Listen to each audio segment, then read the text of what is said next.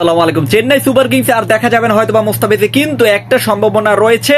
মুস্তাফিজকে নিয়ে কড়া মন্তব্য করলেন আমাদের যে চেন্নাইয়ের কোচ স্টিভেন ফ্লেমিং। সো এই ফ্লেমিং জাস্ট একটা কথা বলছে, আমাদের বোলিং এ একটা মুস্তাফিজ মাখা বলার দরকার ছিল, কিন্তু মুস্তাফিজুর রহমানের মতো বড্ড বেশি প্রয়োজন ছিল সেই বলারকে, কিন্তু তারা তো এটা ভিড়াতে পারে না। এখন আমার প্রশ্ন এখানে একটা, আপনারা যদি টার্গেট থাকতো মুস্তাফিজকে, তাহলে এই যে জশ ইংলিশ, জশ ওভারটন, এইসব প্লেয়ারকে আপনি 1.5 কোটি 2 কোটি টাকা দিয়া নেওয়ার কোনো মানেই হয় না ভাই।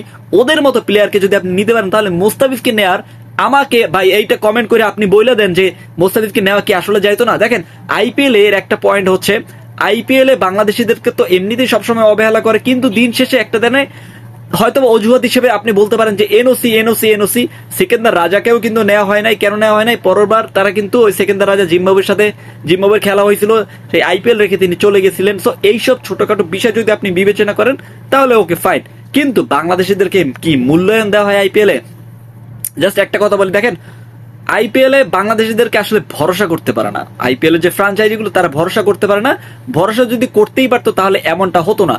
ভরসা কেন করতে পারে না? দেখেন মুস্তাফিজ যখন 2016 সালে প্রথম আইপিএলটা খেলে, তখন তাকে নিয়েছিল 2.8 কারোর এরকম একটা টাকা অ্যামাউন্ট হবে মাত্র, কিন্তু তিনি যে কাজ করছিলেন সেই অ্যামাউন্টের কাজ করছিলেন না।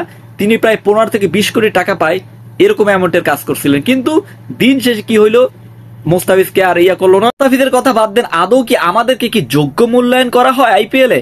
আমি জাস্ট এই প্রশ্নটা রাখতে চাই। কেন রাখতে চাই?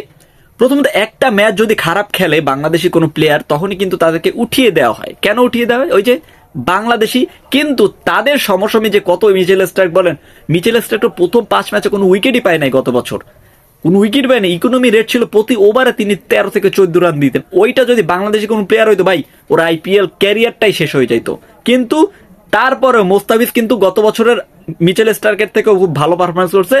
একটা দোষ ছিল, তিনি মাঝপথে চলে গেছিলেন আইপিএল রেখে, এবং ওই তখন যে রিদমটা ছিল, ওই রিদমটায় বিসিবিকে আমি অবশ্যই দোষারোপ করব। বিসিবি যদি ওই ধরনের অপরচুনিটি গুলো না দেয়, বিশ্ব দরবারে যদি সবাইকে তুলে না ধরে বাংলাদেশিদের, তাহলে কিভাবে হবে ভাই? আফগানিস্তানের 7টা প্লেয়ার চান্স পায়, ছি ভাই, লজ্জা লাগে নিজের কাছে।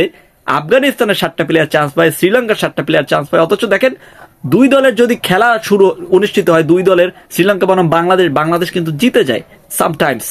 আফগানিস্তানের সাথে বাংলাদেশের খেলা বাংলাদেশ কিন্তু জিতে যায় ভাই। দেখেন ওইদিকে কিন্তু হাড্ডাহাড্ডি লড়াই হয়, কিন্তু দিন শেষে আমাদের একটা প্লেয়ার সুযোগ পায় না। কেন পায় না? আমি এই প্রশ্নটা আপনাদের মধ্যে রাখতে চাই। কেননা দেখেন সবকিছু মিলিয়ে দিন শেষে কিন্তু টাকাটা অনেক বড় ফ্যাক্টর। আমাদের বিসিবির অবশ্যই দোষ আছে, আইপিএল এর অনেক দোষ আছে। আইপিএল জাস্ট বাংলাদেশিরা যদি ওখানে যায় খেলতে, তখন কিন্তু অনেক ভিউ হয়। ওই চ্যানেলের ওই টিমের যারা ফেসবুক ইউজার, তাদের কিন্তু রিচ বেড়ে যায়। সো সব দিক ক্ষেত্রে আমি বলবো যে বাংলাদেশিদের না নিয়ে অনেকবার ভুল করছে চেন্নাই। এখন যদি আপনি সরি অ্যাং ত্যাং এগুলো বলেন, কোনো লাভ নাই। মোস্তাফিজ হয়তোবা কারো যদি ইনজুরি থেকে তারা যদি মুক্ত হয়, তবেই মুস্তাফিজকে আবার হয়তো আইপিএল এ দেখা যাবে, অন্যথায় তাকে দেখা যাবে না। সেক্ষেত্রে আমি আইপিএল দেখবো না ভাই, বইলে দিলাম।